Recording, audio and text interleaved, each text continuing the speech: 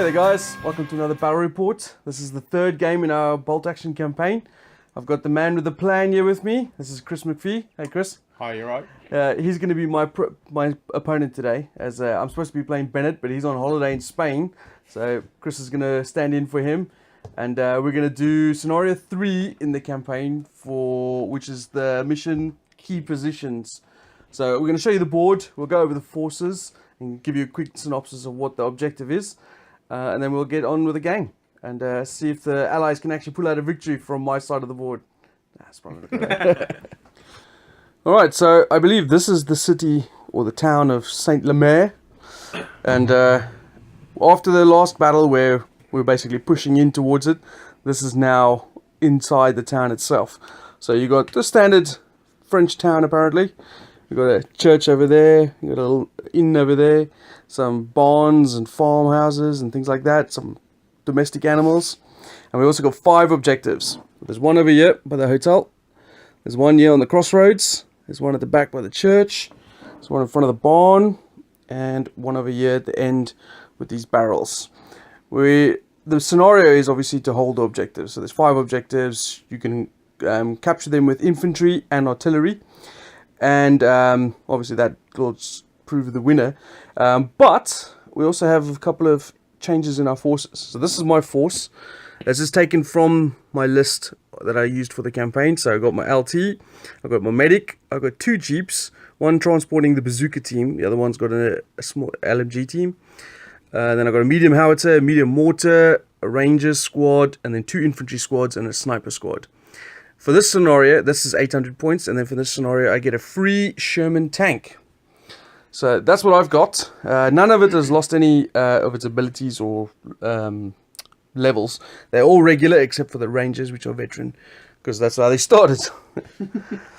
And this is the full board. So we're going to capture objectives, and then we're going to have a quick look at McPhee's army. So my army is all Waffen SS, and because of that, everything is veteran. I have a 5-man squad with 2 NMGs.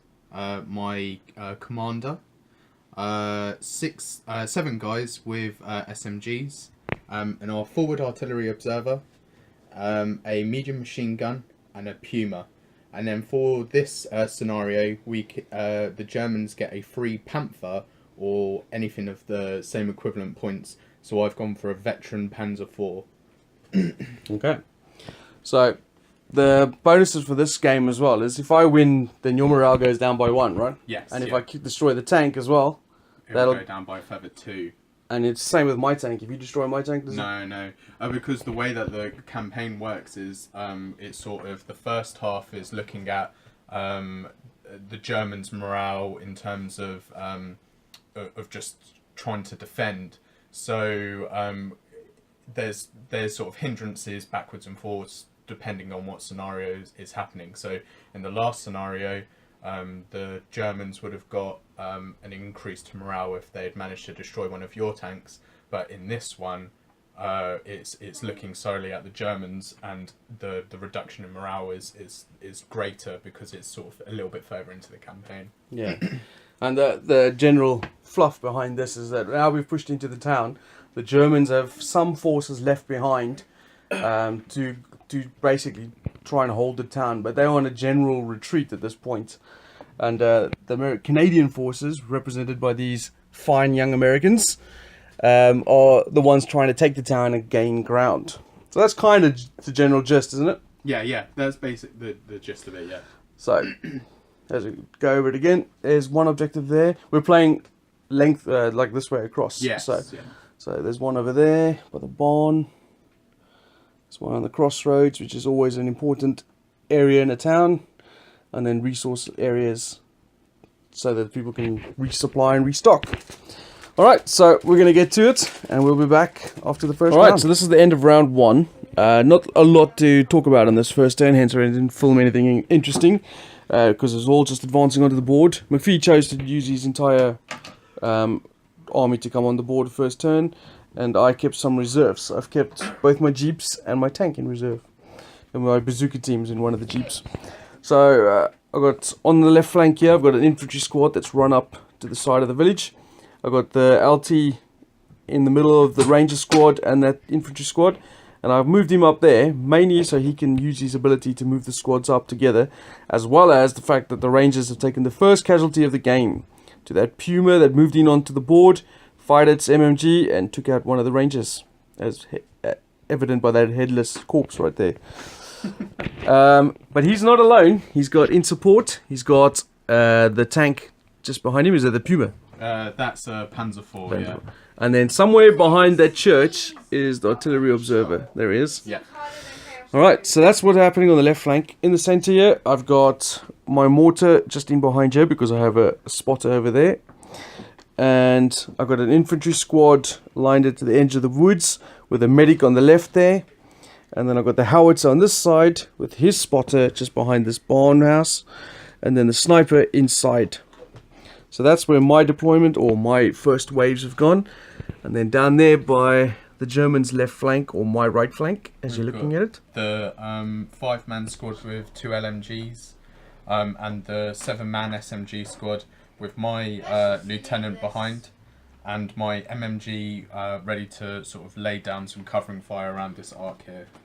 So just to remind where the objectives are, there's one there in the barn and one there by the barrels on the right flank, and then one here in the crossroads which the tanks, the German artillery or armoured support is looking to secure, even though they can't. Then one over here and one over there. So it's not on the left, there doesn't seem to be a lot of stuff you can grab the objectives with, McPhee. No. But on the right it seems like you've pushed hard down there and then kept me busy with some really hard stuff in the middle. Yeah, that's the plan. And my plan is to just swarm the objectives with bodies. Can't kill them all in 6 turns. I dare ya. Oh, well, we'll see. Alright, so we'll be back with turn 2 in a minute. Alright, so this is round 2, and it's quite an eventful round. Now in round 3, I might start filming some of how the activations go, because now we're in close proximity of each other, and things are starting to happen. First dice came out for McPhee, and after a little bit of a deliberation, he decided to move that infantry squad down there. They moved up to the wall and fired past all these hedges and walls and pigs into the squad over there, put a pin marker on them, as you can see, and they were the very last friggin' unit I moved at the end of the turn, or tried to. They got one friggin' pin marker and still failed, so they went down, and then the medic stayed with them and went down as well. So that's how the round ended, but the round began with some more shenanigans going on. So first thing happened was obviously McPhee moved forward, fired on them. Second activation, he used his machine gun team to fire on my sniper in this building in case the sniper got first and took him out. Which is that what you were thinking? Yeah, Get the shots in before before he takes him out. So then, with the third dice coming out was mine, and I decided I was going to move up my LT and the Ranger squad. So the Ranger squad jumped the wall to grab position of that objective and then fire on the Puma. I couldn't really hurt it, but I would at least want to put a pin marker on it, which was successful. And then the next dice came out for me, and I thought, you know what, screw it. Enough of this pin markers. I'm just going to bring my tank on and blow the crap out of it, which is exactly what happened. Blew up the Puma, which I was very happy with. That did leave my tank sort of right here in the road in front of the Puma. Not the Puma, the Panzer. But a couple of dice came out. I brought the bazooka team, raced up towards the hedge here. My thinking there was, if he does decide to fire at the tank to try and nullify that, at least I have the bazooka team in position to try and, add some supporting fire towards the tank. As it happened, he backed up, fired his tank onto mine, and got a hit, but fell to wound. Lucky me. Then this infantry squad jumped the hedge, moved up to the side there, and you can see the 2 red dead Germans over there, as I got one hit through from one bar gunner. So everything else missed except that one hit. Got a 6 to hit, 6 to wound, 6 squad dead. That's the German forward artillery observers. Yeah. So, and I took out the whole squad, so they didn't even had to fire. So that's show us your sad face, man. So the Puma's taken out, the forward observers is taken out. I'm starting to enjoy this game a lot more now. Then not a lot else happened in terms of, I brought a couple of things on. I brought my Jeep on the right flank here. It fired onto that squad before they moved up. I didn't get any hits. They moved up and were just out of range of the sniper in the building because they got lots of short range weapons with high firepower. I fired my howitzer onto that squad. Mainly because they had already moved before, and I wanted to see if I could get a better shot on them before he moves them again. And then my mortar fired on the tank, both medium, howitzer medium mortar. So that's what those red markers represent. They're zoning in. And like I said, my infantry squad over here failed to activate. So that's pretty much it. Think of anything else, McPhee? No, it looks like the next turn might be the start of the interesting ones. Yeah. So we'll stop here. We'll get the dice in the bag, and then we'll film with the first dice comes. All right. So this is round 3. I got 12 dice in the bag. McPhee's got 5. Guaranteed he pulls out a German dice here. No, it's me. No. All right. So let's pull. All right. So I've decided I'm going to activate my tank. It's a regular Sherman, so it's got a pin marker. So I need to see if it activates. It does. So I remove the pin marker. It's going to do an advance order. Oh, actually, should I just stand? Just fire. You know what? I'm just going to fire. I don't want to have any more minuses. Yeah, so enough. It's going to fire on your Panzer. Mm-hmm. 3s normally. That's Threes, it. Yeah. So that's a hit. Plus 5 penetration. So it puts it on 10. Yeah, pen. Aren't you armor 10? No, I'm on my 9. Oh well, look at that. So it's not gonna be massive damage. So 3 on the table. That is on fire, I believe. Woohoo! But more importantly, it's got a pin marker. I don't know why that's more importantly than being on fire, but you know. So I have 1 pin marker for you hitting, and I get an additional pin marker for you setting it on fire. Then I need to take an order test with the pins, and if I fail, then it's destroyed. Really? Yeah. So yeah, cheers to this. Oh, you're right. Okay. I still keep the pins though. Yeah, they don't jump out. Is that where the bailing out used to be? Yeah, I think if you keep the I think you used to be able to have the crew get out in the old rules. I'm not sure, but yeah. So then you check for turret jam, and this is the one that always gets me, because it's the only rule in the game which is the opposite way round. I think if it's like a 1, 2, and 3, it doesn't jam, and on a 4, 5, and 6 it does jam. Okay. But it doesn't say specifically who rolls it. So if it's the person who owns it, it doesn't make any sense, because I don't want to roll high to make it jam. So it makes sense for the person who shot to roll it, but I'll just roll it anyway. So it's jammed. Strawberry. It's okay, it's jammed in the right way. Well, yeah. Oh yeah, exactly, yeah. Alright, so next dice. That's a good start, man. I'm happy with that. 2 pins on the tank and the turret jammed. You again? Me again. Alright. Alright, so what I've done here is I've decided to go. Next dice is mine, as you saw. I'm going to activate my bazooka. It's on advance. Jumped out to the corner there. I'm trying to focus fire on this tank. If I can take out this tank, this left flank is mine, basically. Yeah. Because you've got no reserves, No. and everything else is on the right here. Yeah. So, bazooka team needs a 3+ to hit, 4 for moving. Mm. What's the range are we looking at? Yeah. 24 inches. So 6, 12, so it's long range. So I don't think you suffer long range for shaped charge. Let's have a look. Anyway, I rolled a 4, so then that's relevant. Okay. We'll pause. Alright, so we just quickly checked that what we were thinking about was that you don't get the -1 penetration modifier at long range. But at this, I needed a 4+ to hit. I have rolled set 4. So what is actually? Oh man, I should have checked that before we did this. What's the bazooka's penetration? Just roll it and I'll tell you. I think it's pretty high. So 4+ whatever the bazooka's penetration is. Bazooka is +5, so 9. 9. So that's superficial. Superficial. There's another pin though. Yeah, I'm okay with that. So 3 pins. Is that a veteran tank? Yeah. So 10. We're down to 7 to activate it. Yeah. Alright, what's the next dice, man? You rolled superficial, so you need Oh, to yeah. roll on a chart. Yeah. So -3. So it's an additional pin, basically. 1 on the chart is I can't remember. Well, it's not going to be crew it. stunned. Yeah. So the tank has to go down as well. So I take a dice out of there. Wow. It's all coming up, Jason. Next dice. You again. Alright. Alright, so a couple of dice have passed. Mostly my dice are coming out because we said it was 12 to 5. So we thought it would just play through a couple of turns. First thing happened, howitzer fired. Direct hit on that squad. McPhee went down, as you would, because otherwise the squad would be vaporized. 2 of them died. They got 3 pins. Not good for them. Then I thought, well, okay, this is going swimmingly. The left flank is basically down. The right flank is now being pinned to hell. So, and the dice are coming out all Americans. So first thing that happened, sniper, fire on the officer, missed. Machine gun team, fire on the squad, missed. Okay, this is not going so well anymore. Infantry squad advanced up into the road, fires onto the infantry squad over there with all the assault rifles. Did superb job. Killed 2, put a pin marker on them. So I'm pretty happy with that. I actually got exceptional damage and killed the officer as well, I think. Is that right? Yeah.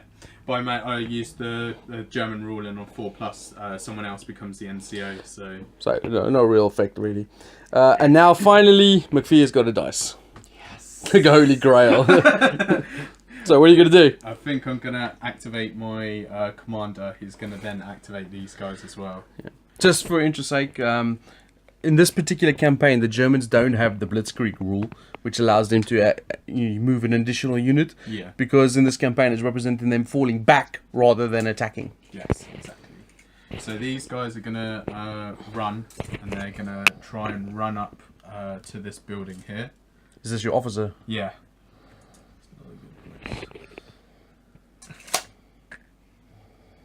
That's Swampy's belly, by the way. And then these guys are going to advance, hopefully.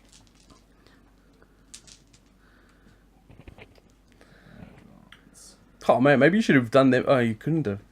It's like, because now the officer's not in range to give them the +1. Yeah, that was a stupid mistake. But let's say you do it the other way around. Nah, that's alright, doesn't matter. Yeah, they're going to pass anyway. Fine. Yeah. Leave their corpses behind. There's a tip for you folks. When you're going to morale check someone, move your officer afterwards. Yeah. Don't do stupid things like I do. Don't stand too close to the cows, you might commit murder. Oh. Cut that. Yeah. Might as well stop filming now. These guys are gonna try and shoot the My sniper is in there, I think. So, they all got assault weapons. Yes. So, 3s normally, 4s for small team, 5 6s for building cover. Yeah. And that's it. Ooh, 10 shots from the submachine guns. So 6s to hit. Ooh. That's 2 hits. 4s to wound, because I'm only a regular. Nope. Oh dear. Don't worry, McPhee. You put a pin on him. Have that pin. I'll take it. No problem. They're invincible because they got ointment for the pigs. Well, you can leave now. That's the face.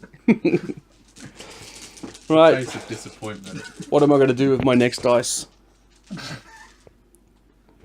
I don't know why you're gonna do that.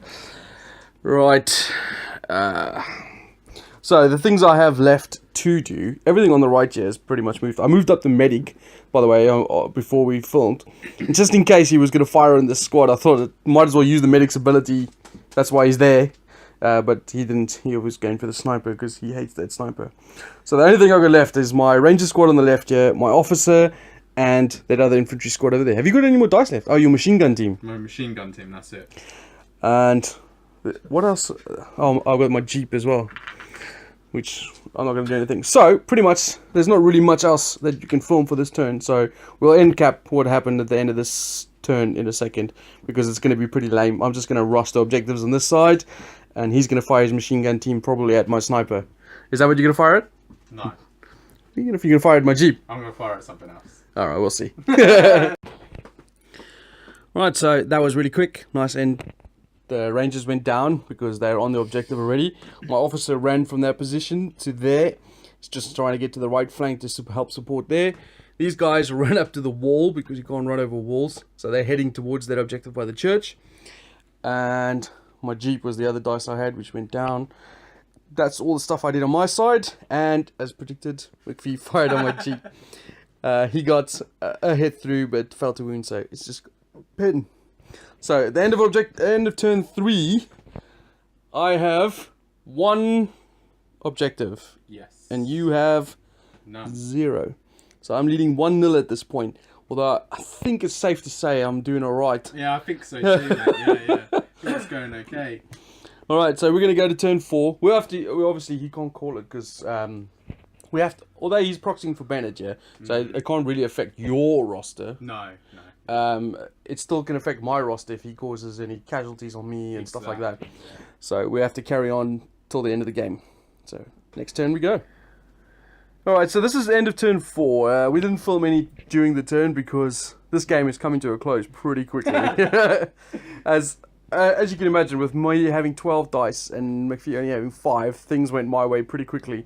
First dice came out and I had a plethora of options of what I wanted to do. In the end, I went with the machine gun on this Jeep. The officer squad was right there in the front. And because there's no silhouetted dead figures, like you can imagine, I missed, as I did. The 4s to hit and I missed. Then I fired my sniper. He missed as well because he fucking sucks. 3s to hit, missed. Yeah.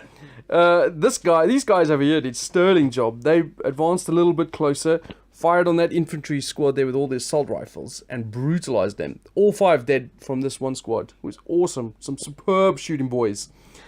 And then my more howitzer, which was ranged in onto that squad, left 1 alive. He was on 6 pins. McPhee rallied in his turn and then rolled a 1. This has been the shittest game for you. So bad. But he did do something that was more inspiring. His officer, which with his buddy was standing over there, they charged into the building where the sniper was. They killed both the sniper and his loader, but the sniper did knock the general's buddy around. So the general's actually in the building. The German officer is right there in this building. He's somewhere over there. He's just there, yeah. There he is. So he's still alive in there and safe for the moment. As I fired my mortar into the building just because I could and missed. What else? My officer ran over here. My Sherman fired and blew up the tank. I got another freaking fire jump out thing, but at that time it had like 6 pins. 6 pins, yeah. So it burned to the ground. And then the rest of my infantry just moved up. They're going to capture that objective. They're still on this objective. Even though the bazooka team's on that objective, they can't actually hold this objective.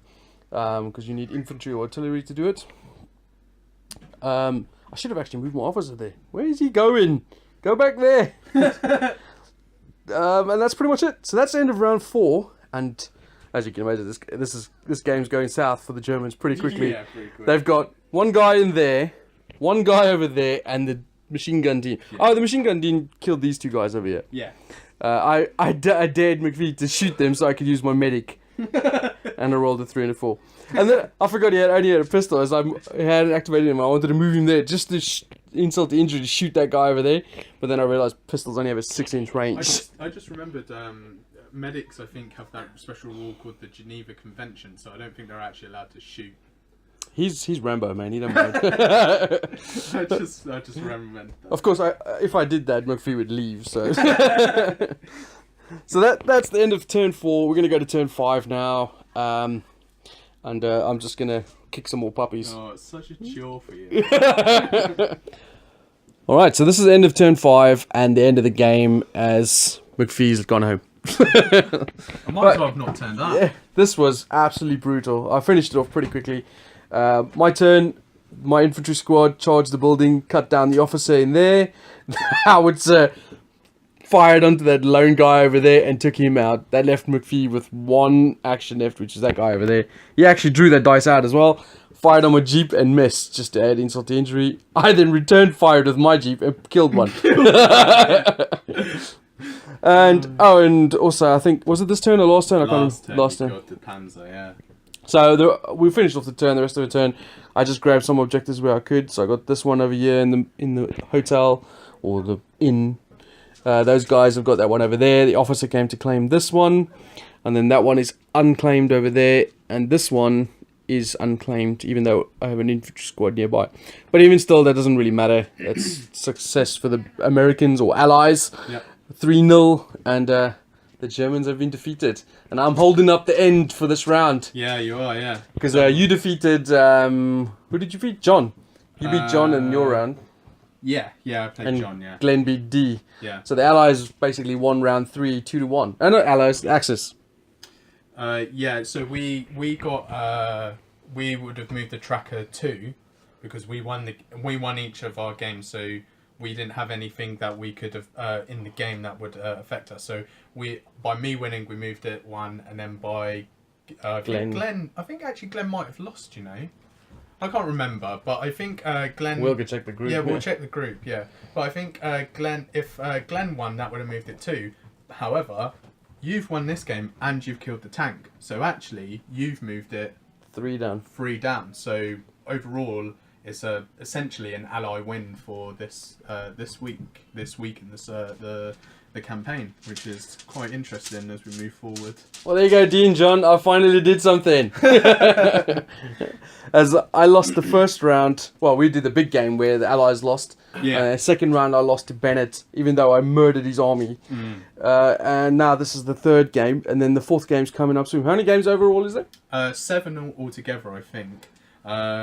Yeah, 7. But the seventh one's a big game again. Seventh one's the big game, yeah. But I think the next mission will be actually pushing onto the bridges in St Lambert, it's sort of the whole campaign sort of looking at the Canadian army when they pushed into to close the Falaise pocket. It's a nice little campaign that I found online that I sort of rewrote. Someone can't remember their names. I'll have to sort of mention it. Or it's at the beginning, but they wrote a campaign for Chain of Command, which is like an alternative rule set for bolt action. It's sort of it's Chain of Command. Someone actually asked on one of the videos if it was Chain of Command. I thought it was Rules of Engagement, but I couldn't remember. Yeah, it's some guys wrote a campaign for Chain of Command, and I've sort of taken it and because it was to do with like a one-on-one campaign where 2 people played each other, and it's more in Chain of Command. I think it's more sort of really nitty-gritty down to like platoon level. So I think you only have like 10 or so guys in an entire game, and each one is moved independently and things. I've not really looked into it that much, but there was some like rules at the end to sort of convert it into a one-on-one bolt action campaign, and then I've taken that and turned it into sort of this free-on-free bolt action campaign with like little additional rules with the one army list to select from in the entire thing, and that kind of thing. So yeah, I think it's going really well, and I think it's really interesting to look at something that that not a lot of people really talk about that much. I mean, when I was sort of looking to set up this campaign and to begin with, I sort of was discussing it with people and said, oh, do you know anything about? Just stop you there for a second, McPhee. So yeah, one of the main things that sort of interested me in this part of the war was that not a lot of people sort of talk about the Canadian army or other of the sort of like smaller niche, I guess, armies that existed during World War II, and like when I was sort of talking to the guys about sort of setting something up, I when I was doing a little bit more research and I came across this this really well written campaign, is that the Canadian army pretty much landed on one of their own beaches along with the British, and how they were essentially integral in closing the Falaise pocket, which is, I mean, everybody knows the Falaise pocket, but no one knows that not a lot of people know that the Canadian army, I think the 4th Royal Armoured Division, was sort of integral in this whole sort of campaign that we're like reenacting essentially. Surely the Americans won the war. Shut up. The Americans did nothing. Yeah, well, the Americans did everything. No, I'm joking. I like to differ. The Americans just kicked ass. Yeah. But like, it's always good to sort of look at the people who don't get looked at that much, and I think that this is a really interesting part of the war that not a lot of people really know about, and so I sort of made it my sort of, I don't know, I Pet try to project. portray my trying to like portray my passion for something into this campaign, and I think that is so far it's going really well and people are enjoying it. I think it's going really well. I just realized now that you're talking about the next scenario, I need to get some bridge terrain. Well, I think the club, the Luton Tabletop Gaming Club, has I think we have one bridge, but it's not. We need 2 bridges for every board, and we need 3. There'll be 3 boards if all of us play all at the same time. So we need 6 bridges. Or yeah, I know, yeah. The next part of the scenario looks finally at the sort of last defense of St Lambert by the Germans. The reason that the Germans were defending this little sleepy village in France was it was the only village with a bridge strong enough to hold the German armour as it retreated across the river, and so with the British and French pushing down from the north, and the Americans having made their way around and underneath to close the Falaise pocket. I think what actually happened in real life is there was something like 200,000 Germans ended up having to surrender to the army because they got closed off, and so this is why the Germans were sort of rear guarding these 2 bridges. So the next scenario will be quite interesting in that regard because I think Bennett is definitely one of those ultra defensive minded players, and it's a very defensive scenario. Whereas me and Glenn are very sort of like aggressive, so might have to think about what we're going to take in that game and sort of reel it back a bit to sort of see how that goes. It looks like it's going. It's an interesting campaign, and there's been a lot of swinging backwards and forwards even in the first couple of weeks. So it'll be interesting to see what happens, because after scenario 4, it flips back over, having the Allies having taken over St Lambert, and it's the Germans who are then going on the offensive to try and take the bridges back and get more men across the bridge. So we'll just have to see how it goes. Well, it's quite interesting. I don't think I mentioned this in the beginning, that the force we used today is I had 800 points and this free Sherman tank. You had 600 points and a free Panzer. Panther. I could use a Panther or equivalent point cost. It's the same for the Allies. Sherman or regular Sherman or equivalent point cost. I decided to go with a Panzer because I'm familiar with them. I don't really use Panthers. I don't own a Panther model either. Whereas my avid German counterpart players have Panthers galore.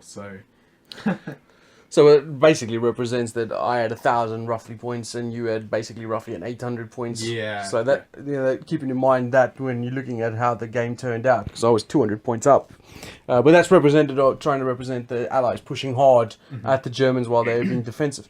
And I suspect in that last scenarios the Germans will then have the upper hand in terms of points. Exactly. Yeah. Because they'll be the ones doing the more aggressive pushes. So anyway, I hope you guys enjoyed that. That was our game 3 in the campaign for the Falaise Gap, and we'll be back soon with the 4th one. And as you heard there, we're going to be going after some bridges. So if people want to send us any bridges, we will welcome it. love it if we got bridges. Yeah, and thanks for watching. We're going to go and mop up all McPhee's tears.